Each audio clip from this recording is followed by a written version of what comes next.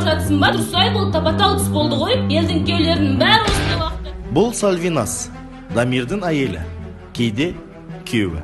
Екеуін үйленгендеріне бір күн 28 минут, жоқ, 29 минут болды.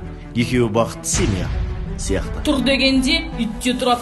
Ал бұл Дамир, Сальвиназдың күйеуі дегенге тілім бармайды. Сальвиназ ашуланғанда Дамир не істерін білмей кетеді. Ал Дамир ашуланғанда... Сен неменеге түске дейін ұйықтайсың ба, шай қоймайсың ба? Үйдің отағасына еркегіне не айтып кеттің сен? Қандай шай қой? Бірінші пол жуып алайын, содан кейін қоям жаным. Ал бұл екеуі муж и жена.